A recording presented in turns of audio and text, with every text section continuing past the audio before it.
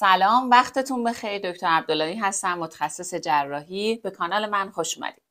تصمیم گرفتم یک سری ویدیوهایی بگیرم که به صورت سری هست که در مورد دستگاه گوارش و مسیر گوارش ما هست. یعنی اینکه شما وقتی یک لقمه غذایی رو میخورین چه مسیر رو طی میکنه، کجا میره، چه اتفاقاتی براش میفته و روندش چجوری هست. البته به زبان ساده میگم و سعی میکنم خیلی از کلمات و اصطلاحات تخصصی استفاده نکنم. ولی برای این تصمیم گرفتم که این ویدیو رو بگم که خیلی وقتا وقتی به فرد میگی این قسمت از سیستم گوارشت مشکل داره، نمیدونه دقیقاً داره چه اتفاقی میفته.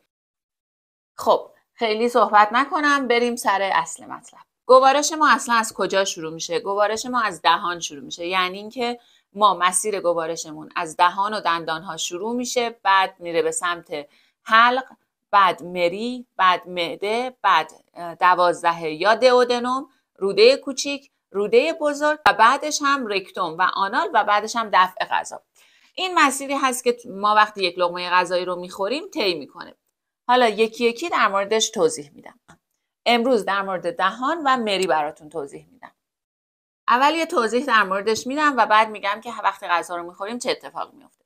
دهان ما تشکیل شده از یک سری دندان ها که توی مسیر گوارش به ما کمک میکنن، بزاقی که توی دهن ترشح میشه و زبان و سقف دهانمون. حالا سقف دهانمون چیه؟ سقف دهان ما اگر خودتون دقت کنین دو قسمتی هست. قسمت جلو که به دندان ها وصل هست بهش میگن کام سخت که حالت استخوانی داره و قسمت عقب‌ترش که به حلق ما نزدیکتر هست بهش میگن کام نرم که حالت نرمتر داره و اگر دقت کنین انتهای اون کام نرم هم ما یک زبان کوچک داریم که ته حلق همیشه یک آویزون هست و میبینید.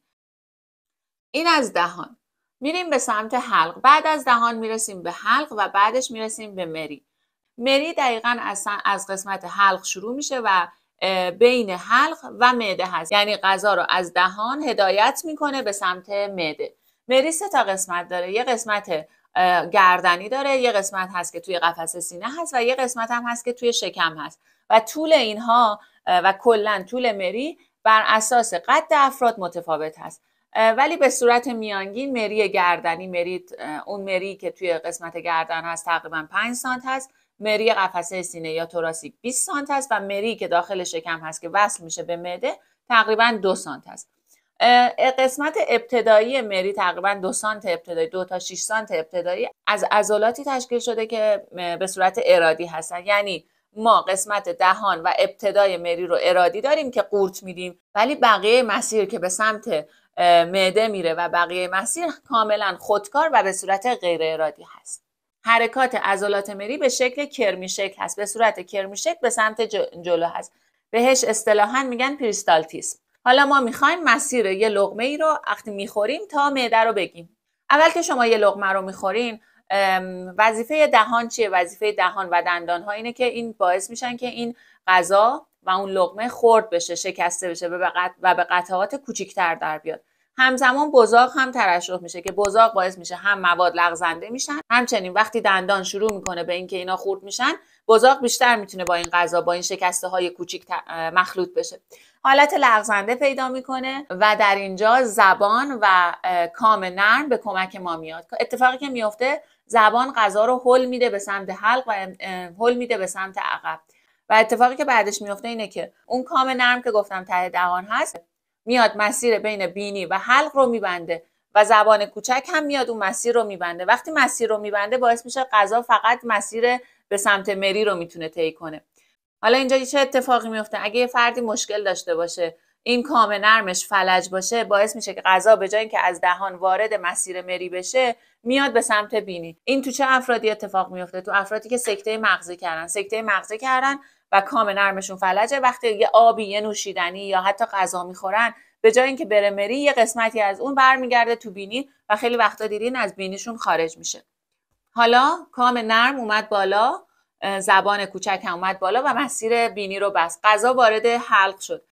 ما 2 تا مسیر داریم توی گردنمون، یکی نای و یکی مری. نای که میدونیم به سمت ریه و شش ها میره که کار اکسیژن رسانی رو انجام میده و بعدش هم مری که میره به سمت معده و برای غذا و گوارش ما هست. این 2 تا مسیر هر دوتاشون بازه. چجوری باید لقمه غذایی تشخیص بده که بره توی مری یا بره توی نای؟ اتفاقی که میفته حنجره که قسمت ابتدایی نای هست با یک سری اتفاقاتی که حالا خیلی تخصصی هست، من فقط کلیتش رو میگم، باعث میشه حنجره بسته میشه و غذا هیچ راه دیگه‌ای به جز مری نداره. اگر حنجره بسته نشه یا مشکلی اختلالی ایجاد شده باشه، باعث میشه غذا به جای اینکه وارد مری بشه میاد توی نای و باعث میشه وارد ریه های ما بشه و عفونت ریه برا ما به وجود بیاره. حالا غذا وارد مری شد و میخواد بیاد به سمت معده. چه اتفاقی میفته؟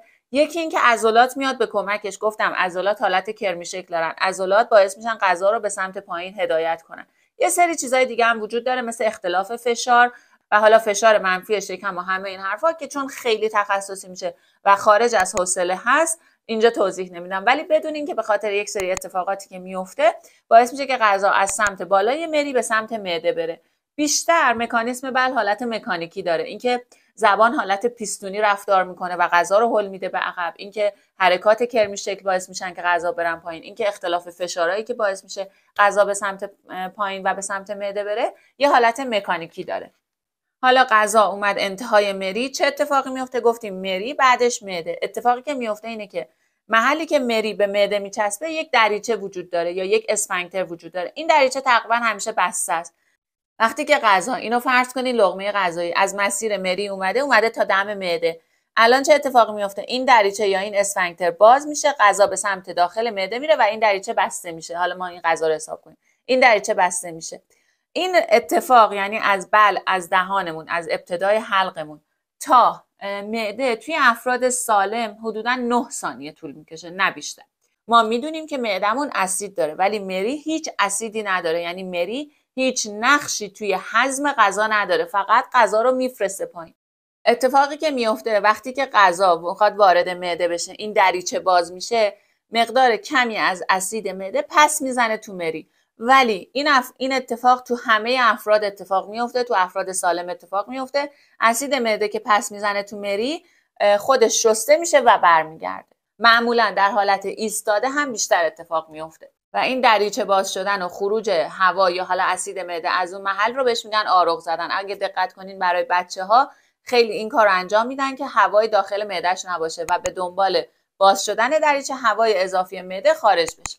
به عنوان نکته آخر اینو بگم که اگر هر کدوم از این روندی که داره به صورت خودکار و غیر ارادی اتفاق میفته توی بدن مشکل پیدا کنه، چه اتفاقی میفته؟ اولش بهتون گفتم اگر کام نرم ما فلج باشه غذا برمیگرده توی بینی ما. اگر که حنجره نیاد و مسیر نای رو نبنده غذا میره توی ریه ما. اگر مری حرکات عضلاتش اختلال داشته باشه و مشکل داشته باشه و به سمت جلو نره، 2 تا اتفاق میفته. همین که غذا میتونه پس زده بشه به دهن به جای اینکه بره به سمت پایین، پس زده بشه به سمت حلق.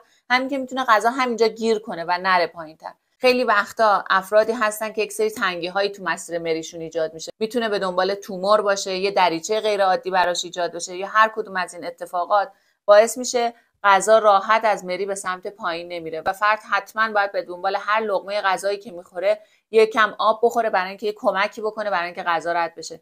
بعضی وقتا انقدر تنگی زیاد اتفاق میفته و انقدر عضلات مشکل پیدا میکنن که حتی آب هم فرد نمیتونه بخوره، یعنی مایعات هم از این مسیر مری رد نمیشن. البته ما 3 تا تنگی طبیعی توی مری داریم که اونا کاملا طبیعی هست و توی همه افراد هست و هیچ اختلالی هم تو زندگی افراد ایجاد نمیکنه که اصلا ما در مورد اون اینجا حرفی نزدیم. یه اختلال دیگه ای که میتونه ایجاد بشه اینه که ما اون قسمت دریچه معده که گفتیم که انتهای مری هست که به معده وصل میشه یا خیلی سفت باشه و هیچ وقت شل نشه که غذا واردش بشه، که همیشه تنگ هست و اصلا غذا از مری واردش نمیشه که یک سری اقدامات باید براش انجام بدن، یا اینکه همیشه باز هست و همیشه این دریچه شل هست و اتفاقی که میفته علاوه بر غذایی که وارد میشه تمام وقت داره اسید معده میزنه به سمت مری و این اسید معده که تمام وقت میزنه به سمت مری برای مری میتونه یک سری بیماری ها ایجاد کنه. اسید معده برای مری ساخته نشده، برای خود معده هست و باعث میشه که مری یک سری مشکلاتی برای فرد به وجود میاره. خیلی وقتا اگه دقت کنی از فرد میپرسیم که آیا تو دهنت تلخه، ترش میکنی؟ اینا همه نشونه های پس زدن یا ریفلاکس هست، همه نشونه های پس زدنه. خیلی وقتا اسید معده به سمت حلق هست و به سمت دهان هست. امیدوارم که این ویدیو براتون مفید باشه و به سوالات کلیتون جواب داده باشم. اگر یه جاهایش خیلی تخصصی شد عذرخواهی میکنم، جور دیگه ای نمیتونستم توضیح بدم. اگر براتون این ویدیو مفید بود لایکش کنین، برام کامنت بذارین اگر سوالی داشتین و خوشحال میشم کانالم رو سابسکرایب کنید.